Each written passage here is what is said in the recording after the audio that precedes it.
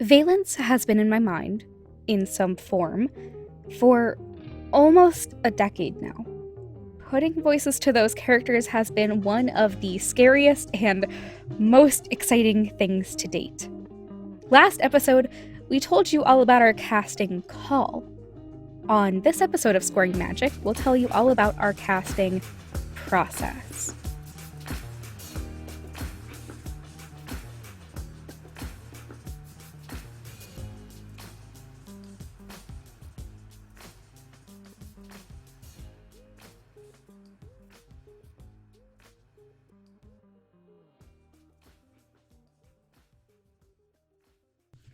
Housekeeping time! First and most importantly, our Indiegogo is now live. At the time of recording, we are 70% funded, but we record in advance, so hopefully it's more percent as you're listening. Part of our campaign is announcing cast members at each subsequent 10%, so I can now share with you that Alex Welch is playing Noelle Alden. Josh Rubino is playing Liam Alden, our protagonist.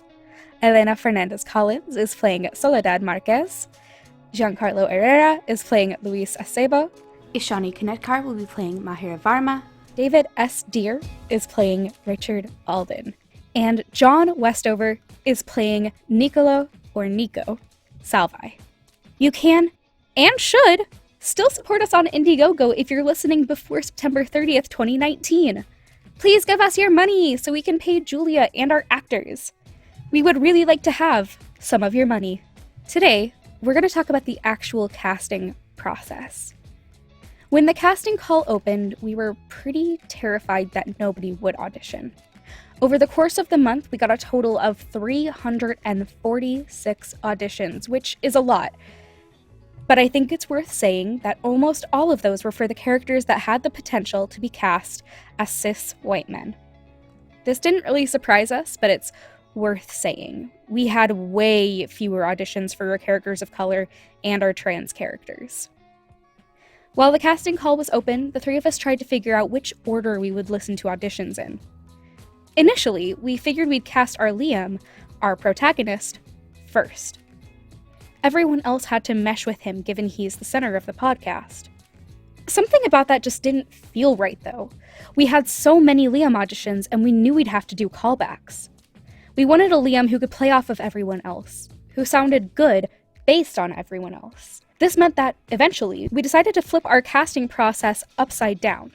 Liam became the last character whose auditions we listened to, which, by the way, for me, was really painful. I just wanted to hear my boy! For the first character, we wanted to make sure it was a character who felt like the core of the story in some way that Liam did. Eventually, we settled on one of the emotional cores, Flynn, previously named Alex, Liam's best friend. The three of us got on a call and opened up the spreadsheet of our auditions. We went to listen, and I was terrified. I had never heard words I'd written performed by someone else.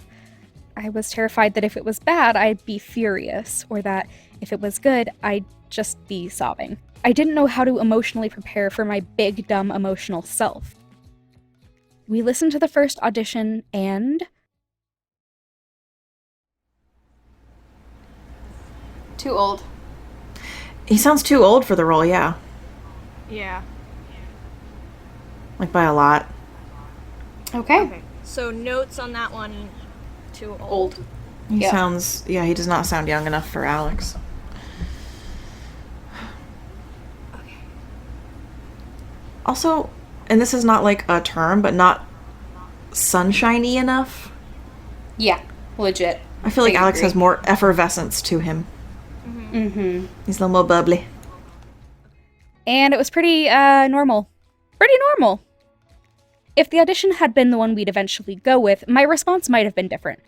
I might have cried, but by the time we got to our winning audition, I was already used to the audition process and hearing my words performed.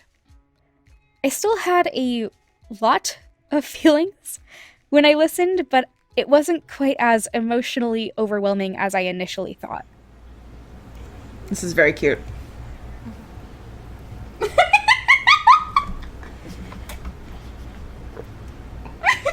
So cute!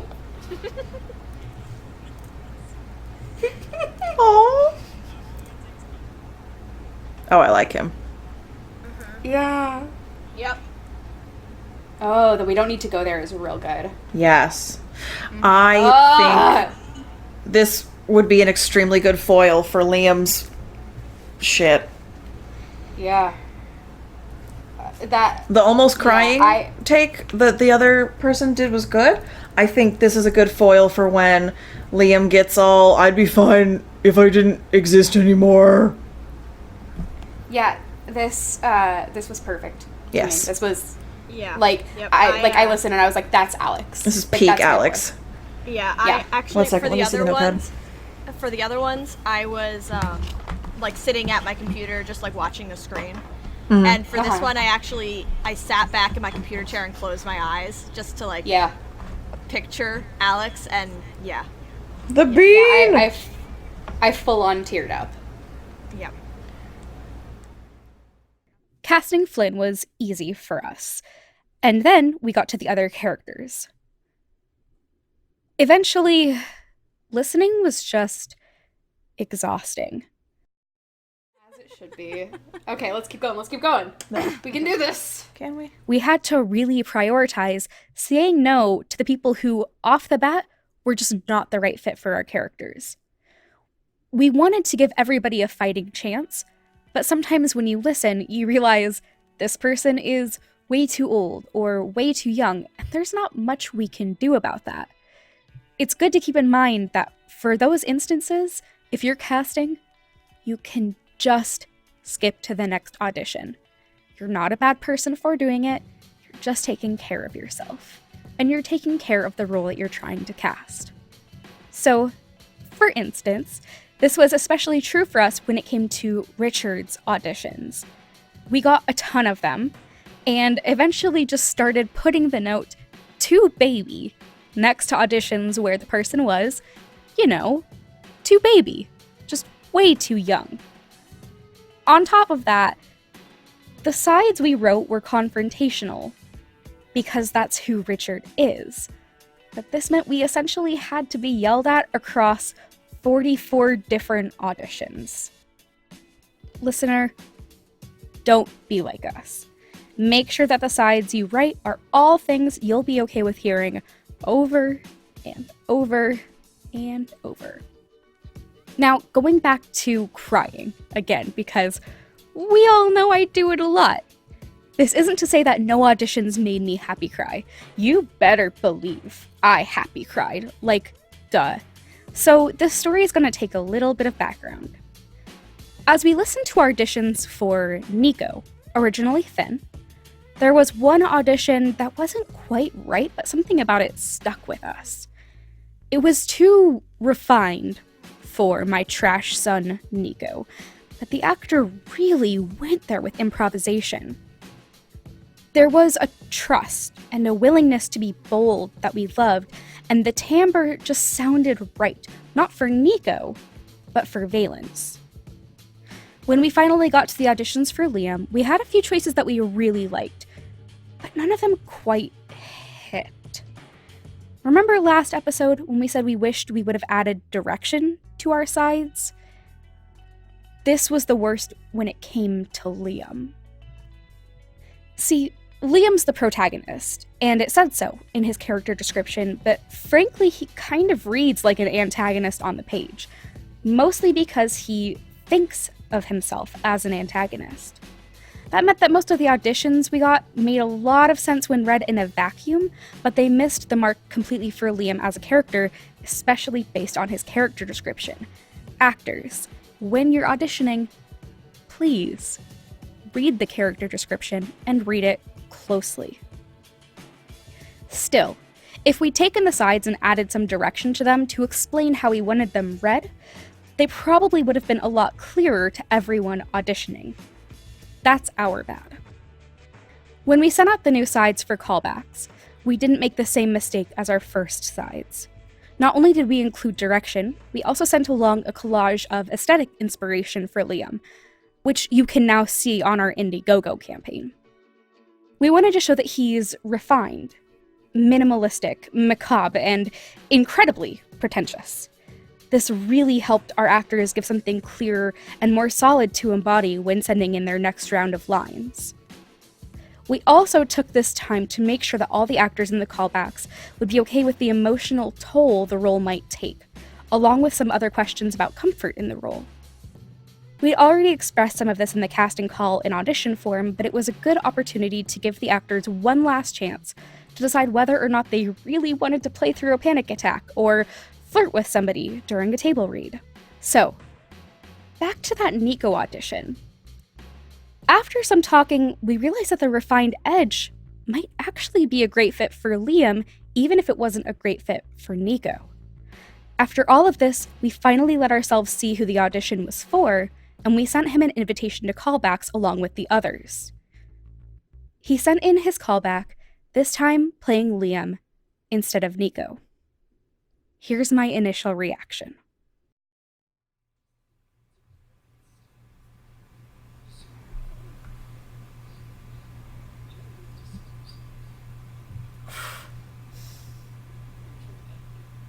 Fuck. That last one, though. Fuck. I was taken off guard by how Liam that was. Which is a good sign. One thing I like that he did, I don't know if y'all picked up on it, is he placed each take in a different placement vocally. So there were some that relied more on vocal. The third take of each relied more on a deeper vocal fry. The middle take of each was more nasal, and then the first take of each was more front of the mouth, which is very impressive. And I don't know if he was aware he was doing that. I didn't pick up on the pattern. I could hear they were different, but I am clearly not as schooled in vocal things. I only know because of, I had a physical linguistics unit in a linguistics class. But yeah, so I think that for each take, he was putting on a different kind of character for each separate, thing. And all of those characters lived in a different place in his mouth. He just has a mouthful of characters. Yep. But I like that. I think he's that... He's got the range. Literally. Yeah, and I think that the ad-libbing going in such just a violently Liam direction is, to me at least, not necessarily more important, but I think it is definitely a big part of what to consider. Mm-hmm. And it was obvious. We knew who we had to go with. I didn't cry at the time, but I did cry later when I listened again, off the call. And I did cry when I played this audition off of our winning Flynn audition, too. And did I freak out when our actors started signing their paperwork and being onboarded, ending with Josh Rubino signing his paperwork to come on as our Liam? Yes. Yes, I did. Is that a lot of crying? Yes. Do not underestimate me. Oh god, okay.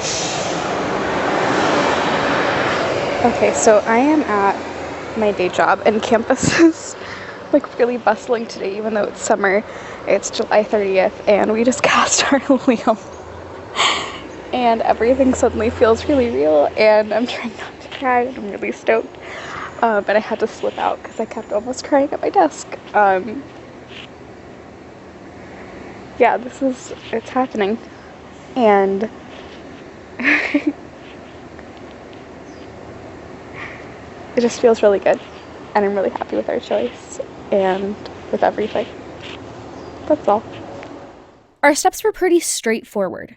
Using Rocket Lawyer, we had all of our cast members sign an agreement and an NDA.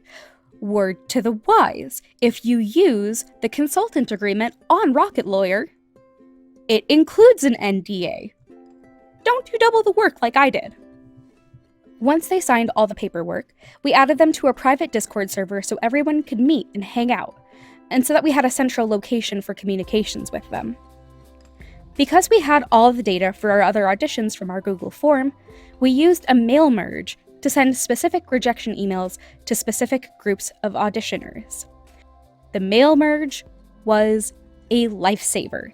It meant that we could personalize every rejection just a little bit by saying, "Dear Your Name, we received your audition for character name." We could do this all in a way that was automated. It's a nice touch. It makes sure that everyone is accounted for, and it makes sure that you have as little work on your hands as possible. We had 2 different rejection emails.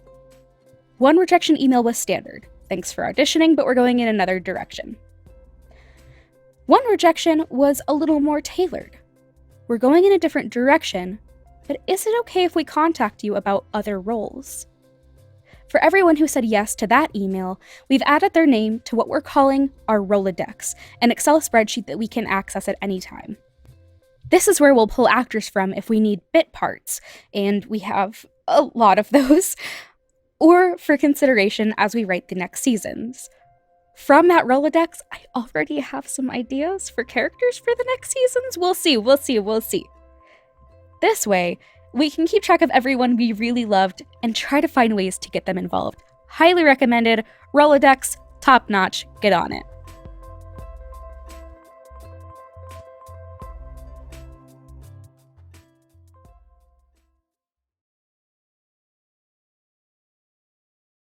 So, it's been a few weeks now, a month maybe, or 2 months maybe. I don't know what time is anymore. But with our cast, and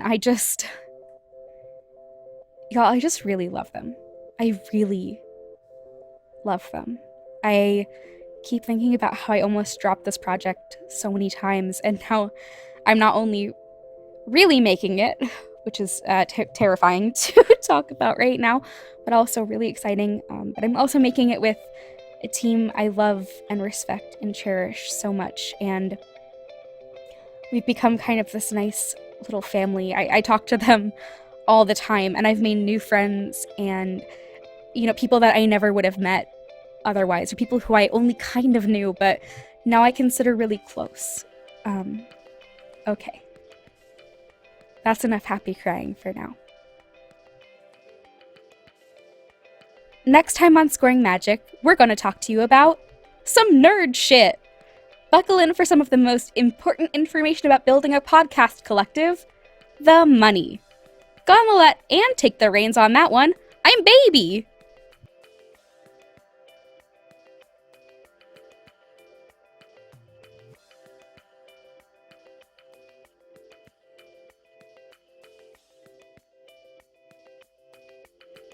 Scoring Magic is a Hug House production. The music this week was by Broke for Free. You can find more on Hug House Productions at hughouse.productions.